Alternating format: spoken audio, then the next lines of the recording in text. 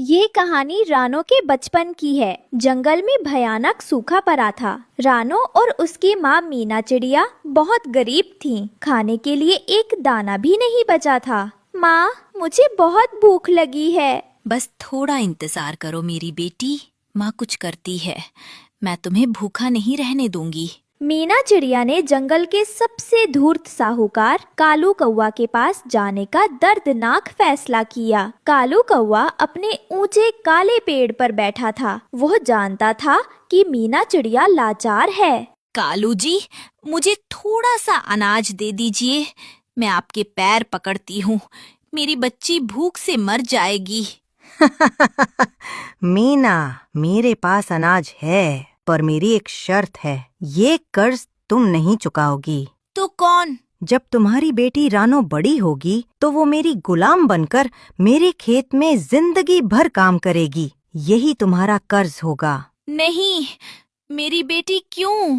शर्त मानती हो या अपनी बेटी को भूखा मरते देखती हो? फैसला तुम्हारा। मीना चिड़िया ने रोते हुए ये सौदा मान लिया ताकि उसकी बेटी जिंदा रह सके। ये उसके लिए सबसे बड़ा त्याग था। सौदा होने के बाद मीना चिड़िया ने अकेले ही कर्ज चुकाने के लिए जी तोड़ मेहनत शुरू कर दी। मीना चिड़िया रात दिन काम कर रही थी। वो अपने छोटे से खेत में बीज बो रही थी, पानी ला रही थी।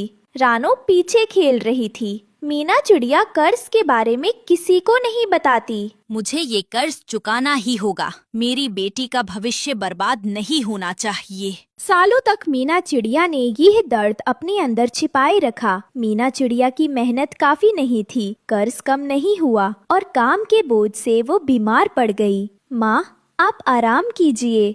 आप इतनी कमजोर क्यों हो गई हैं? मेरे बच्चे, हमेशा ईमानदार रहना और कभी किसी धोखेबाज पर भरोसा मत करना।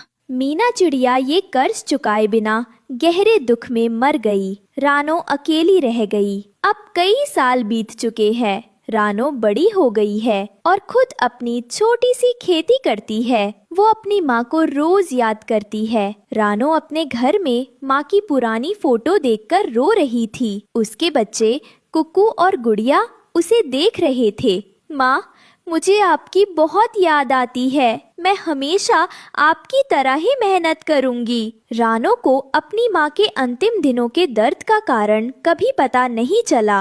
एक दिन जंगल में कालू कौवा का आगमन हुआ और रानो की खुशियों पर काला बादल छा गया।